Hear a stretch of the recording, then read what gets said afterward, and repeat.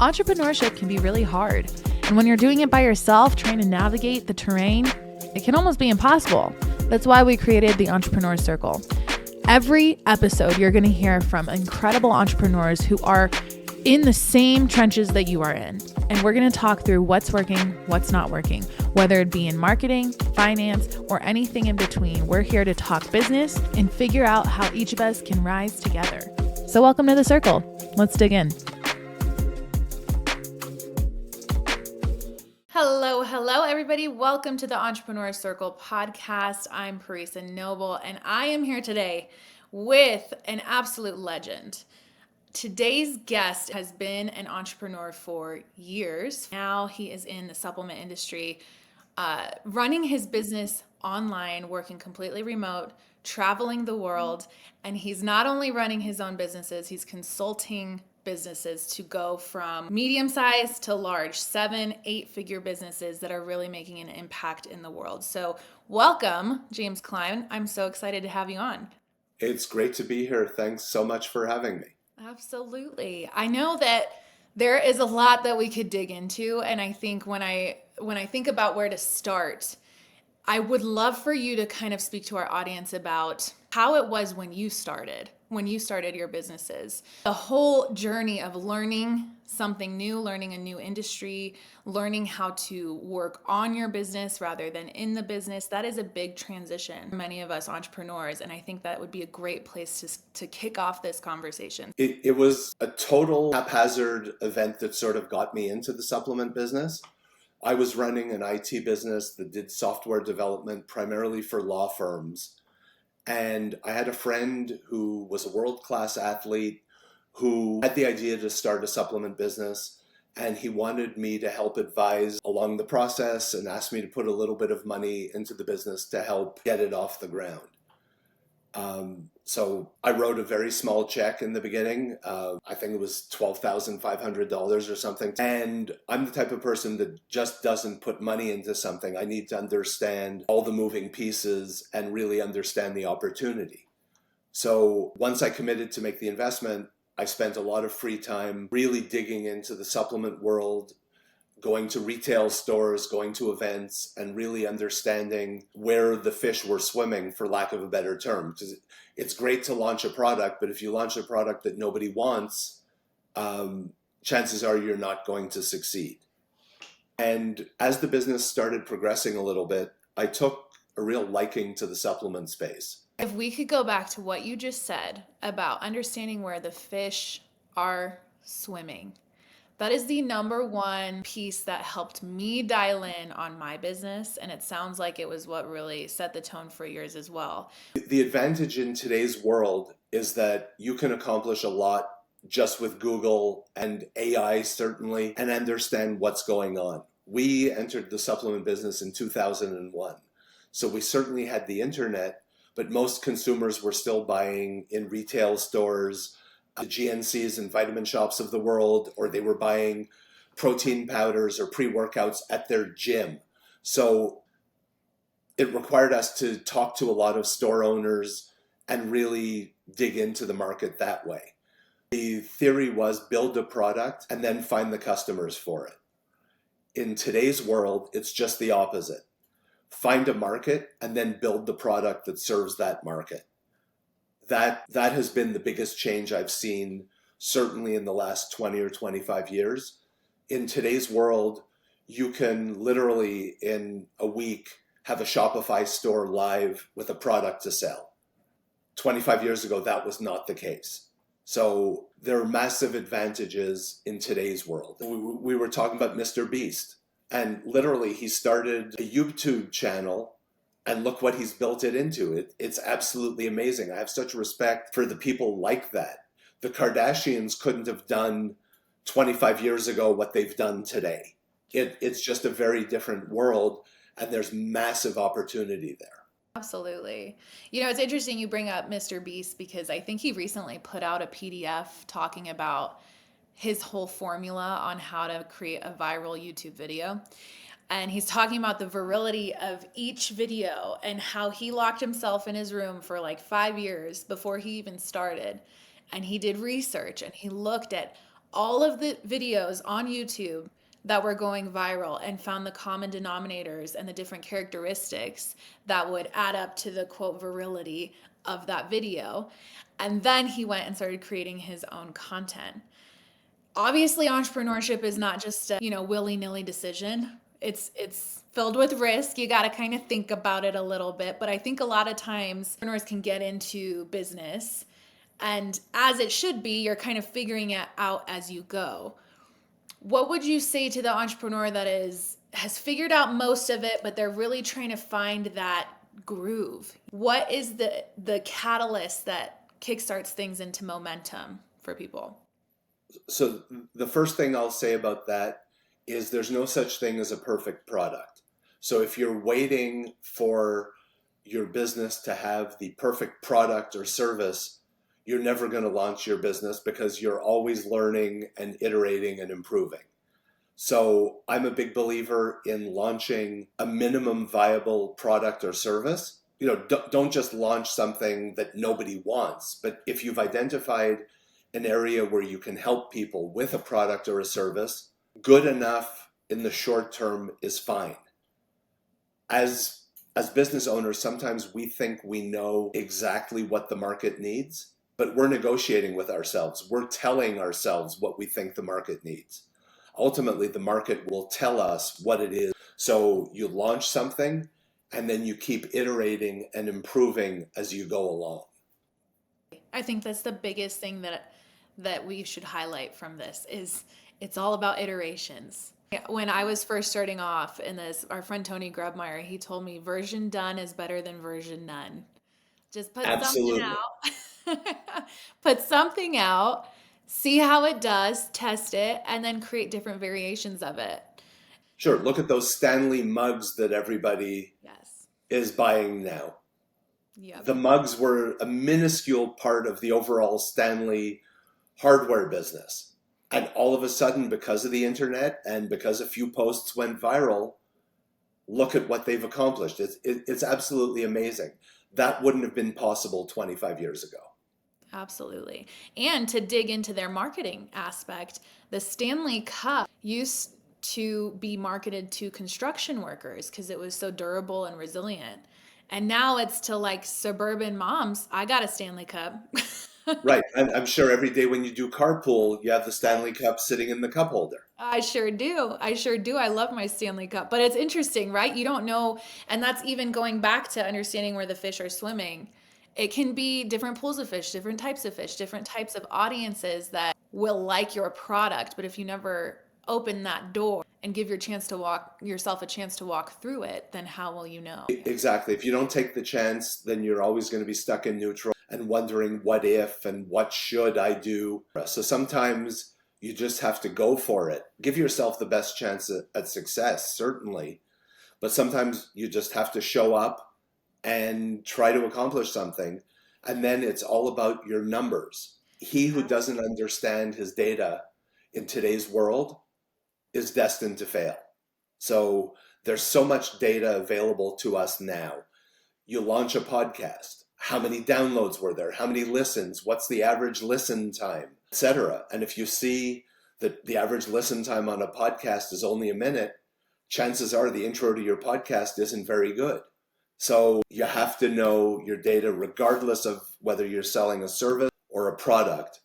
Data should drive all the decisions. Amen. I can't agree more. That is a pivotal piece of our strategy when we work with clients is look at the data and follow the data. That's what tells us what to post about, what to talk about, write the next blog about. It's all there for us. I think the key is understanding it. And now with AI, it's even easier to understand it because AI will summarize everything for you if you have the right platform. When I look at where to go to figure out those gaps in the market, no matter what your vertical in, there are gaps in your industry, right? It's our job as entrepreneurs to fill that gap. We solve problems. So how do you find the gaps that would be lucrative and worth pursuing? A few platforms that I really look at SEO as a big teller because you see what people are searching. You see what the inquiries are on Google as it relates to your industry. The one we use is called Moz, M-O-Z, and we can link that in the show notes here. But I think that's one place to start. There's a lot of SEO softwares out there, and these are platforms that not only can help you build your SEO, but it can really dig into the data of what your competitors are talking about, what they're doing, what people are searching, what are the top searches in your industry. Because when you can understand that, it can really help you dial in on your marketing message. I think that's one of the places I would start. Miss James, and just maybe if you have any tips for people who are listening for their businesses as well, what are some data points that they should pour into, or softwares that you would recommend for them to look at to help with this piece? Sure. So if you have a website for your business, I like using a heat mapping tool, whether it's Microsoft Clarity or Lucky Orange or any of them. There are a million different tools out there. And basically, you install 3 or 4 lines of code on your website, and it allows you to see where people scroll on your pages, where they click, where they leave your page. They can also even record people's sessions so that you can play back and see, what did somebody do on my website? They scrolled down to a certain point, then they went back up, then they ended their session. So it allows us to figure out where we're losing people in the journey and then hone in on that specific area. What's wrong with the copy on the website, or what's wrong with the image or the messaging that is causing people to leave instead of continue scrolling down. So that's something for anything that's web-based, I think, is super important. Knowing SEO stats, as you said, um, tremendously important. We were talking about a friend of mine who in his early 20s identified that there was an opening in the market for weighted blankets. And he and his business partner were just doing tons of Google searches trying to identify an area that was underserved. And in the space of 4 years, they grew that business from nothing and ended up selling it for almost $50 million. It's a pretty cool story. Wow. So, right place, right time, but they put in all the hard work to allow them to be in the right place at the right time. I'm seeing a trend in our conversation because it's, your friend who just did the weighted blanket sale. Mr. Beast. Like there's so much that goes into the pre-work of launching. And then when you launch, you have all the data there to back why you're doing it. And then the numbers work. I think so many times we throw spaghetti at the wall and just, see what sticks. And yeah, you could do that. And that there's data there too, right? But there's something to be said about being very intentional and meticulous about what you are producing, creating as an entrepreneur from the get-go. Absolutely. And, a perfect example is sometimes you have a web page and it's not converting the way you want. So you'll go in and make several changes at once. The problem with that is, let's say the website starts converting. Because you changed 5 variables, you don't know which one it is that actually moved the needle in a positive way. So generally, the way to approach it is to make one change at a time so that you can really see what improved your conversion rate or the number of clicks or whatever it happens to be. But if you're changing multiple things at the same time, you have no way of noting which one was actually beneficial for your page. I love that the conversation's landed here because I think any business, their digital presence is everything. This all applies no matter where you are. Exactly. Every business in many ways is the same, regardless if you're running a med spa or selling a physical product or a service. Like, the principles are the same. You have to have something that the market wants. If you don't, then you're not going to succeed. And then it's really just about improvement and constantly evolving, because nothing is static in today's world. You look at how much AI has advanced in the last 2 years since ChatGPT first came out. The first version compared to what you can do today is not incrementally different, it's exponentially different. There's nothing that's static in today's world. Yeah, and if you stay static, it'll be a taxi Uber situation where Yes, you might get just completely canceled out if you're not evolving, especially with how quickly technology is evolving, to your point. exactly. You're either growing or dying, right? 100%. Okay, this is a good segue because I wanted to talk to you also about mindset that comes with this. I just mentioned that if you're not growing, you're dying, and that's applicable to your business and just the ever evolving landscape of technology and how we have to keep creating iterations to grow our business. But the same is true for ourselves and our minds. I mean, entrepreneurship, it's a lonely journey, it's a high pressure journey. There's a lot that comes with it, both great and hard. So when it comes down to growing personally and growing your mindset and growing your belief level, how big of a piece do you think that plays into the grand scheme of somebody's success? There are two things that I've identified in some of the people who come to me for consulting work. And both of them can be deadly for a business, but they're opposite ends of an extreme. So, one is the entrepreneur who suffers from shiny object syndrome and literally every day has a new idea and they never implement anything because they're always waiting for the next shiny object. Just as bad are people who suffer from paralysis from analysis. So they're looking for something to reveal itself to them and they never make a decision because they're still waiting for one more data point or whatever it is. In my opinion, 95% plus of people who suffer from one or other affliction are destined to not be good entrepreneurs. And what I really find separates the exceptional entrepreneurs from the mediocre ones is the ability, number one, to fail quickly, but also to implement quickly. So, as we talked earlier, you have to iterate.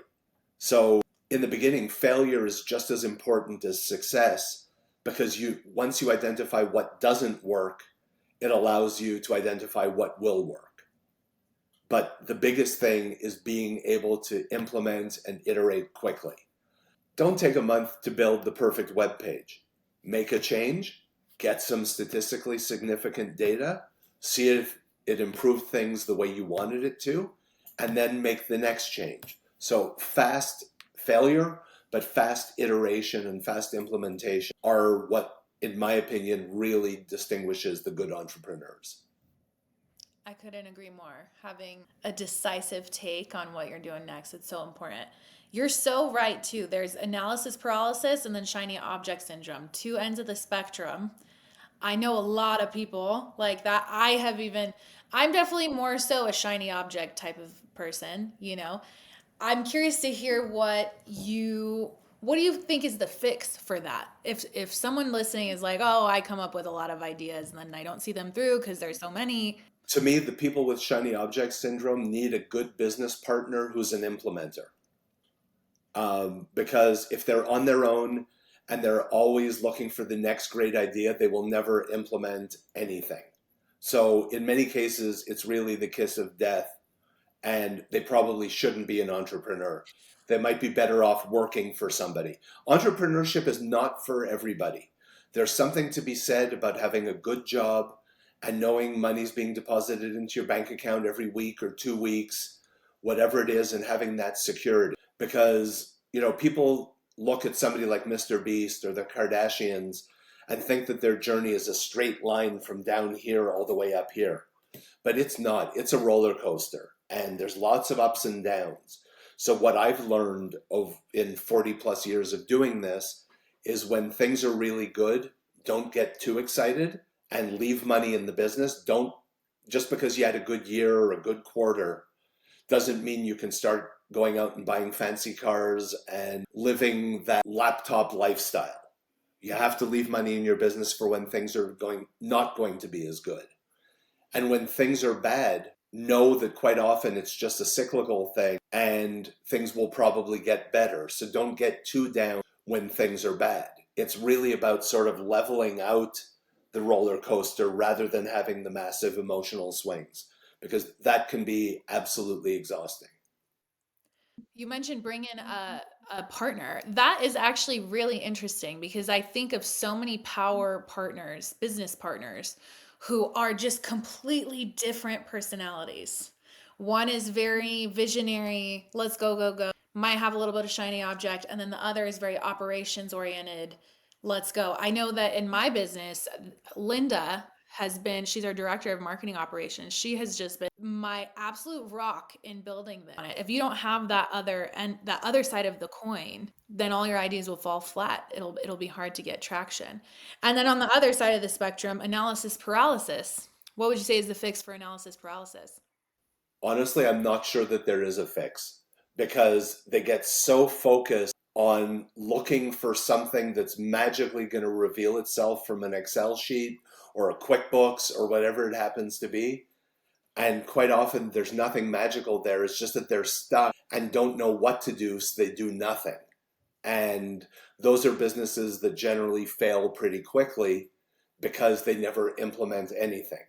Sometimes the shiny object syndrome people implement too much. The analysis paralysis people implement nothing because they can never make a decision. Both of them can be fatal for a business. So generally in good partnerships, or it can even be hiring a good COO who manages the day-to-day and the operations and the implementation, a visionary generally is not a good implementer. So having somebody who can actually implement and manage the process is huge. I'll give you an example. A good friend of mine, when he was 18 years old in Boise, Idaho, founded a supplement business that became bodybuilding.com, which became the world's largest online retailer of nutritional supplements. He was an absolute visionary. At 18 years old, he knew nothing about business, finished high school, and that was it. But he had a vision, and luckily, he had some great people around him who could help implement, and they grew that business from his garage to a $500 million a year business that had a website that got around 40 million unique visitors a month. So they were one of the 100 busiest websites in the world. Like, how does that happen? You need the vision, but you need the team behind you to implement the vision. Amen. And sometimes the implementers have to go to the visionary and say, that's a great idea, but we're only going to implement 50% of it because the other 50% is too far out there. So you implement stuff in stages and see if it works. But it's all about having that balance between vision and actual execution. Right. I think that's so important is having the people around you that will, as a leader of the organization, having people around you that will say no to you if they think something's a bad idea or will go against the grain. I think a lot of time, you might get a team that just, they say yes, yes, ma'am, yes, sir, let's do it.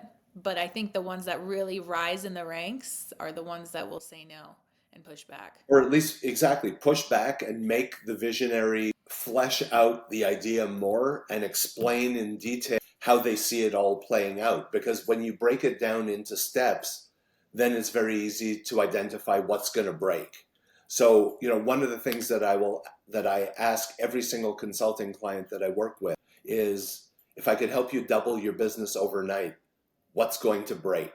Because every business has something in it that will break if business doubles. Do you have enough staff? Do you have SOPs? Do you have the infrastructure to support the business doubling? And quite often, the business owner has no idea what's going to break. And when you sort of take a step back and look at it, quite often it's very easy to identify what will break. But the problem that most business owners have is that we're looking at everything from 6 inches in front of our nose. And sometimes you need somebody to come in and look from a much greater distance and see the whole picture rather than that one little spot that you're focused on because you're too close to it. Wow. I think there's so much power to that. You zoom out, you see the big picture.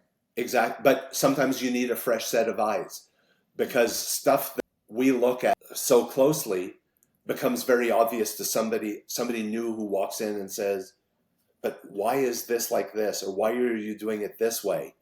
And very quickly you gain some clarity. That is so important. I think a lot of the people listening are at the point where they're ready to scale, they're ready to grow, they're ready to really level up. And I think having that honest conversation of, okay, if I did scale, what would break? Are all the pieces in place? And there's no business that has everything in place. That's right. You're selling a physical product and you're used to selling 1,000 units a month, and all of a sudden business takes off and you need 10,000 units a month. Do you have the proper supply chain in place that can get you up to 10,000 units a month quickly without you going out of stock? Because what people don't realize is if you're selling a product and the customer is used to buying it from you every month, if they go to your website and see that you're on back order, or they go to Amazon and they try to order your product but you're sold out, they're going to buy your competitor's product, and then you've lost the customer and you might never get them back. So being able to plan and be sure that you have the infrastructure to manage growth quickly and efficiently is massive.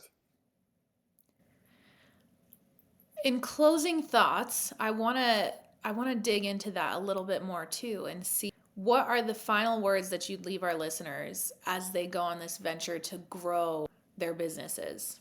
The biggest thing is I think people have to realize that it's absolutely a marathon and not a sprint. You can't go from zero to $100 million a year overnight. There's a lot of steps. You need to get to your first $10,000 month, and then a $25,000 month, and then a $50,000 month. And then once you hit 100,000, sure, $1 million is the goal, but there are a lot of steps between 100,000 and $1 million. And once you get to $1 million, there's even more steps between $1 million and 5 million or 10 million. So it's all about being realistic and managing your expectations and knowing that it's a long haul, not something that's going to happen overnight. I love that. James, I really appreciate you joining us. I think this was so valuable for not only our listeners, but for me as well. So thank you so much for taking the time and joining us. Paresa, thank you so much for having me. And I love doing the whole thing, and hopefully we can do it again sometime. Absolutely.